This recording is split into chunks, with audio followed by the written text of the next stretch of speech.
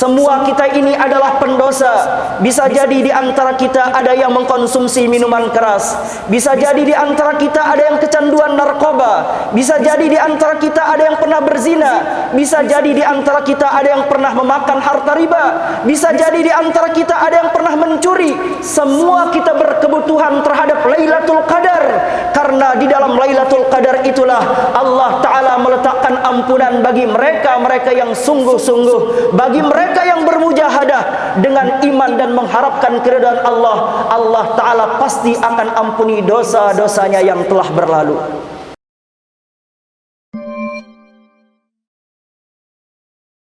Disebutkan dalam sebuah hadis yang diriwayatkan oleh Sayyidah Aisyah radhiyallahu anha, beliau menyebutkan, kana Rasulullah sallallahu alaihi wasallam idza dakhala al-ashrul awakhir min Ramadan shadda mi'zarahu wa ahya laylahu wa ayqadha ahlahu, muttafaqun alaih. Adapun baginda Nabi besar Muhammad sallallahu alaihi wasallam, apabila telah datang 10 terakhir dari bulan Ramadan, maka baginda Nabi sallallahu alaihi wasallam mengencangkan ikat pinggang beliau. Baginda Nabi sallallahu alaihi wasallam tidak bermanja-manja dan tidak bercumbu dengan istri-istri beliau. Baginda Nabi sallallahu alaihi wasallam meninggalkan tempat tidur beliau. Baginda Nabi sallallahu alaihi wasallam di 10 terakhir bulan Ramadan lebih banyak bermanja-manja dengan Allah, lebih banyak bermunajat kepada Allah Subhanahu wa taala, lebih banyak berkhalwat dengan Allah Subhanahu wa taala. Wa ahya lailahu, baginda Nabi sallallahu alaihi wasallam di 10 terakhir bulan Ramadan menghidupkan malam-malam bulan Ramadan itu dengan qiyamul lail. Baginda Nabi sallallahu alaihi wasallam banyak melaksanakan salat sunnah. Baginda Nabi sallallahu alaihi wasallam banyak membaca Al-Quran. Baginda Nabi sallallahu alaihi wasallam banyak berzikir. Baginda Nabi sallallahu alaihi wasallam banyak bermunajat. Baginda Nabi sallallahu alaihi wasallam banyak menangis di 10 terakhir bulan Ramadan. Wa ayqadha ahlahu, baginda Nabi sallallahu alaihi wasallam juga membangunkan keluarga-keluarga beliau. Baginda Nabi mengajak istri-istri beliau untuk menghidupkan malam 10 terakhir bulan Ramadan. Baginda Nabi mengajak keluarga-keluarga beliau untuk memakmurkan masjid, untuk banyak berzikir mengingat Allah, untuk banyak qiyamul lail pada saat telah tibanya 10 terakhir bulan Ramadan. Bahkan dalam satu hadis yang lain disebutkan, diriwayatkan oleh Sayyidah Aisyah radhiyallahu anha, di mana baginda Nabi sallallahu alaihi wasallam, kana Rasulullah sallallahu alaihi wasallam ya'takiful ashral awakhir min Ramadan hatta tawaffahu Allah fayatakifu azwajuhu min ba'dih. Baginda Nabi sallallahu alaihi wasallam apabila telah datang 10 terakhir bulan Ramadan, ya'taqifu hatta yatawaffahu Allah, baginda Nabi beriktikaf di 10 terakhir bulan Ramadan sampai tiba waktunya ia dipanggil keharibaan Allah Subhanahu wa taala. Sepeninggal baginda Nabi sallallahu alaihi wasallam, maka dilanjutkan oleh istri-istri beliau, oleh keluarga-keluarga beliau untuk beriktikaf sebagaimana iktikaf yang dilakukan oleh baginda Nabi sallallahu alaihi wasallam. Di 10 terakhir bulan Ramadan, baginda Nabi dan keluarganya baginda Nabi sallallahu alaihi wasallam lebih banyak memakmurkan masjid, lebih banyak meramaikan masjid, lebih banyak menghabiskan waktu-waktu mereka di masjid. Berbeda dengan fenomena yang terjadi dengan umat Islam, justru di 10 terakhir bulan Ramadan umat Islam banyak meninggalkan masjid. Mereka berkumpul di tempat-tempat perbelanjaan. Mereka tergoda dengan diskon-diskon yang ditawarkan. Padahal Allah Subhanahu wa ta'ala di dalam 10 terakhir bulan Ramadan itu, Allah menawarkan diskon kepada orang-orang yang beriman. Diskonnya tidak tanggung-tanggung. Allah tawarkan pembebasan dari api neraka kepada orang-orang yang beriman. Itkum minan nar. Siapa yang bermujahadah, siapa yang sungguh-sungguh, siapa yang mendekat kepada Allah, siapa yang bermunajat kepada Allah, siapa yang menghidupkan 10 terakhir bulan Ramadan, Allah Ta'ala berikan baginya pembebasan dari siksa api neraka. Para jamaah yang dimuliakan Allah Subhanahu wa taala, di dalam satu hadis yang lain baginda Nabi sallallahu alaihi wasallam menyebutkan, taharrau lailatul qadri fil ashril awakhir min Ramadan, rawahul Bukhari wa Muslim. Carilah oleh kalian, kejarlah oleh kalian satu malam yang dinamakan dengan malam Lailatul Qadar, dan malam Lailatul Qadar itu ada di 10 terakhir bulan Ramadan. Di dalam hadis yang lain baginda Nabi besar Muhammad sallallahu alaihi wasallam bersabda, taharrau Lailatul Qadri fil witri minal ashril awakhir min Ramadan, rawahul Bukhari. Baginda Nabi sallallahu alaihi wasallam bersabda, carilah oleh kalian malam yang dinamakan dengan Lailatul Qadar di hari-hari ganjil yang ada di 10 terakhir bulan Ramadan. 10 terakhir bulan Ramadan adalah merupakan puncak mujahadah kita di sepanjang bulan Ramadan. Mujahadah kita di 10 pertama, mujahadah kita di 10 yang kedua akan menjadi sia-sia manakala kita meninggalkan mujahadah di 10 terakhir bulan Ramadan. Karena Allah Ta'ala meletakkan buah yang manis dari bulan Ramadan itu di 10 terakhir, seperti orang yang sedang menaiki pohon. Apabila ia berhenti bermujahadah, apabila ia berhenti memanjat puncak pohon Ramadan, maka ia tidak akan sampai pada buah manisnya bulan Ramadan yang dinamakan dengan Lailatul Qadar. Allah Subhanahu wa taala meletakkan malam Lailatul Qadar di 10 terakhir bulan Ramadan. Apa spesialnya malam yang dinamakan dengan malam Lailatul Qadar? Malam Lailatul Qadar adalah merupakan malam yang sungguh-sungguh luar biasa. Karena di malam Lailatul Qadar Allah Ta'ala memberikan ampunan besar-besaran kepada orang-orang yang beriman, sebagaimana disebutkan dalam satu hadis baginda Nabi sallallahu alaihi wasallam, man qama Lailatul Qadri imanan wa ihtisaban ghafarallahu lahu ma taqaddama min zambih. Siapa yang qiyamul lail, siapa yang menghidupkan malam Lailatul Qadar, maka Allah Subhanahu wa taala akan ampuni dosa-dosanya yang telah berlalu. Siapakah di antara kita yang tidak memiliki dosa? Semua kita ini adalah pendosa. Bisa jadi di antara kita ada yang mengkonsumsi minuman keras, bisa jadi di antara kita ada yang kecanduan narkoba, bisa jadi di antara kita ada yang pernah berzina, bisa jadi di antara kita ada yang pernah memakan harta riba, bisa jadi di antara kita ada yang pernah mencuri. Semua kita berkebutuhan terhadap Lailatul Qadar, karena di dalam Lailatul Qadar itulah Allah Ta'ala meletakkan ampunan bagi mereka-mereka yang sungguh-sungguh, bagi mereka yang bermujahadah dengan iman dan mengharapkan keridhaan Allah. Allah Ta'ala pasti akan ampuni dosa-dosanya yang telah berlalu. Hadirin salat Jumat yang dimuliakan Allah Subhanahu wa taala. Keutamaan kedua malam Lailatul Qadar adalah karena malam Lailatul Qadar dijadikan oleh Allah Ta'ala sebagai malam diturunkannya Al-Quran. Al-Quran diturunkan melalui 3 fase, di mana Al-Quran diturunkan dari Allah Subhanahu wa taala, diturunkan ke Lauhil Mahfuz. Lalu kemudian setelah tersimpan di Lauhil Mahfuz, Al-Quran itu diturunkan ke satu tempat yang dinamakan dengan Baitul Izzah. Allah Ta'ala memilih waktu khusus, Allah Ta'ala memilih tempat yang khusus untuk menurunkan Al-Quran, dan Allah turunkan Al-Quran dari Lauhil Mahfuz ke Baitul Izzah. Itu terjadi pada malam Lailatul Qadar. Inna anzalnahu fi lailatin mubarakah.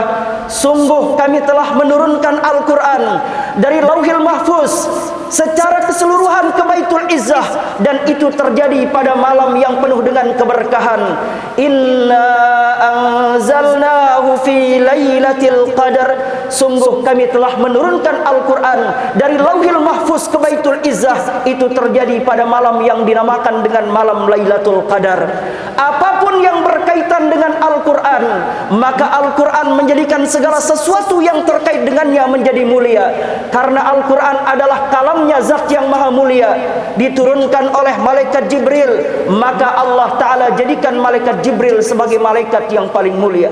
Diberikannya Al-Quran kepada Nabi Muhammad sallallahu alaihi wasallam, kekasih Allah, Allah Ta'ala jadikan baginda Nabi sebagai ciptaan Allah yang paling mulia. diberinya Al-Quran kepada umat baginda Nabi besar Muhammad sallallahu alaihi wasallam, maka Allah Ta'ala jadikan umat Nabi Muhammad sebagai umat terbaik. Allah Ta'ala jadikan umat Nabi Muhammad sebagai umat yang paling mulia.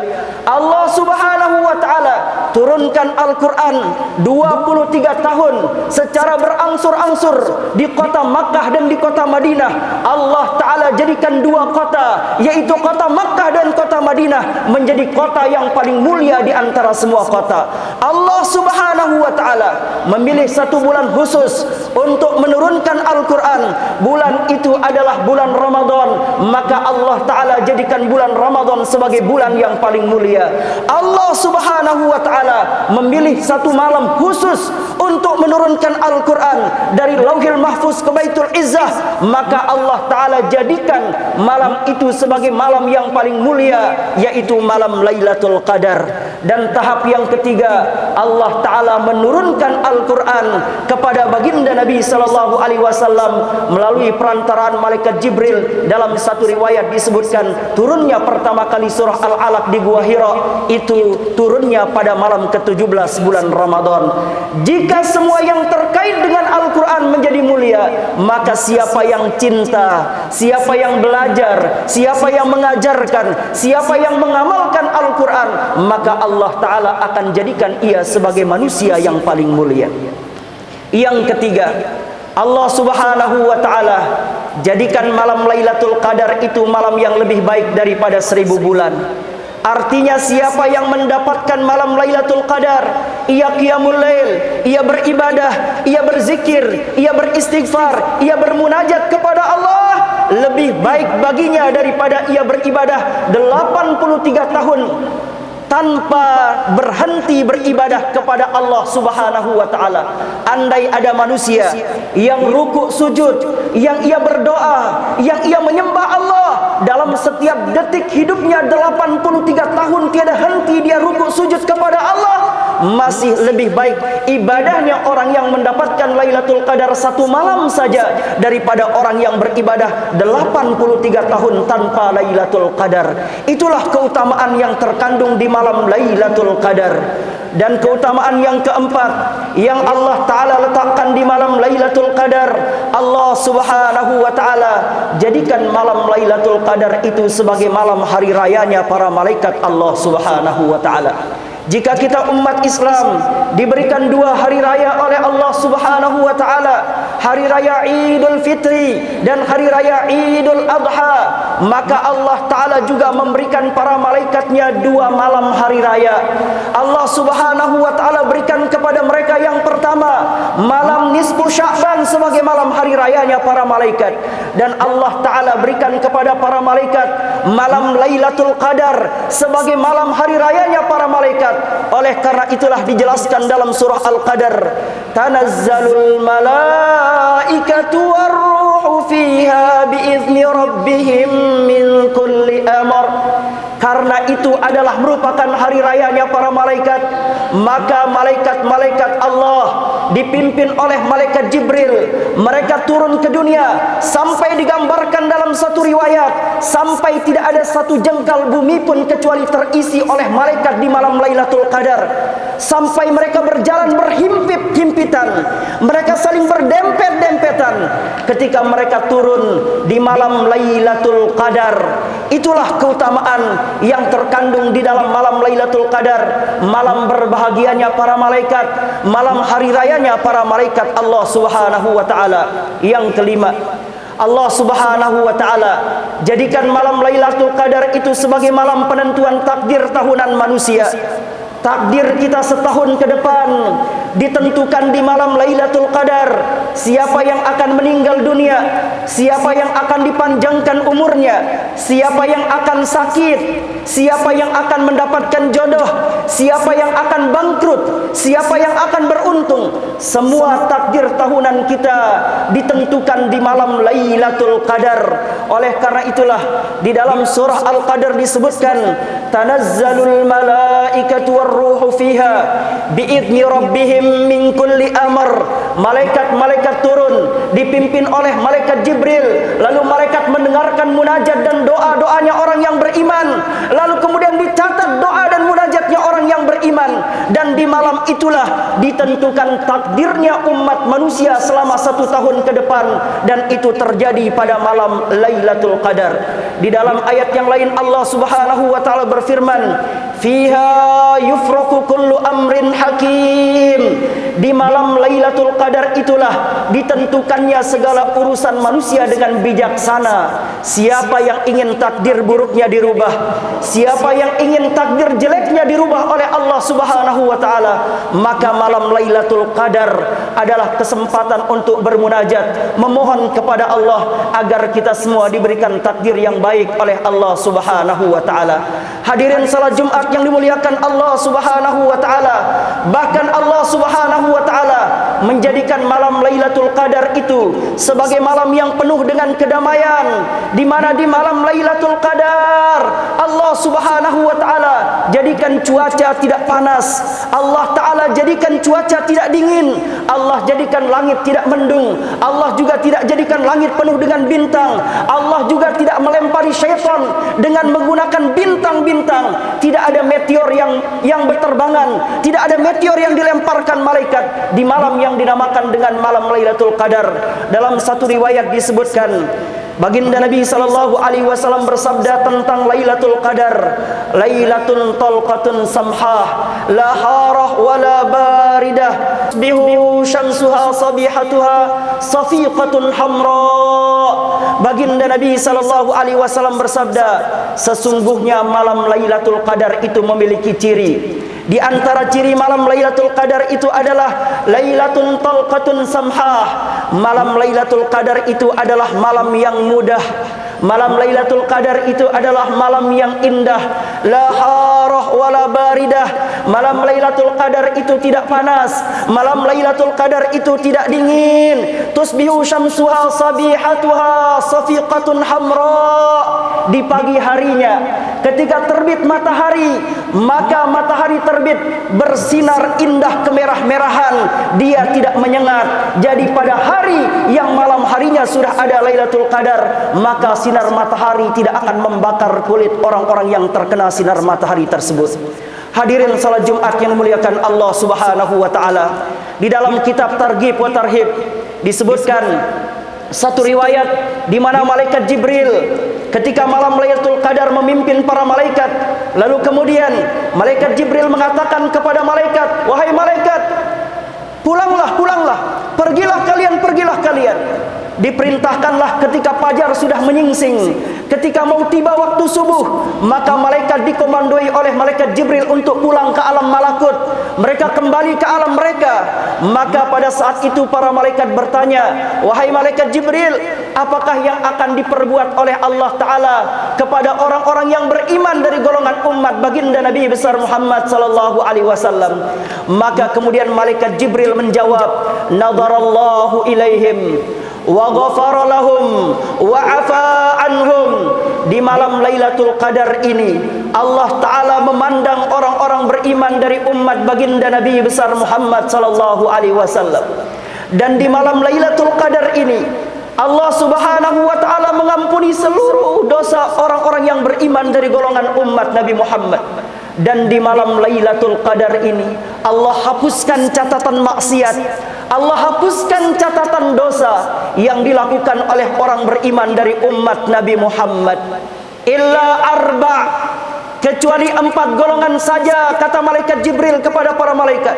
Bahkan baginda Nabi menjelaskan kepada para sahabat, kecuali 4 golongan yang tidak akan mendapatkan Lailatul Qadar.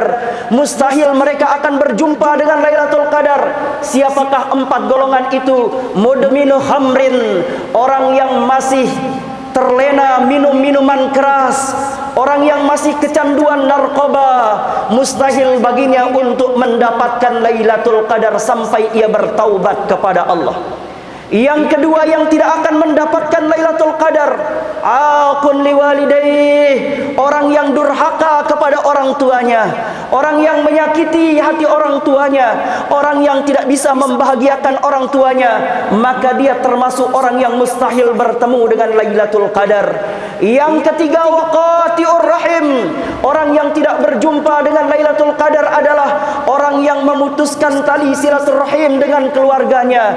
Ia tidak saling bertegur sapa dengan keluarganya hanya karena masalah warisan, akhirnya putus hubungan persaudaraan. Hanya karena urusan dunia, akhirnya putus hubungan nasab. Orang seperti itu tidak akan berjumpa dengan Lailatul Qadar. Yang keempat, orang yang tidak akan berjumpa dengan malam Lailatul Qadar adalah al-musyahin. Siapakah al-musyahin itu? Lalu baginda Nabi menjelaskan, al-musyahin itu adalah alladzi la yukallimu akhahu fawqa salasati ayyam. Al-musyahin itu adalah orang yang di dalam hatinya ada dendam, orang yang di dalam hatinya ada permusuhan, orang yang di dalam hatinya ada kebencian, sehingga ia tidak berbicara dengan orang lain lebih dari 3 hari.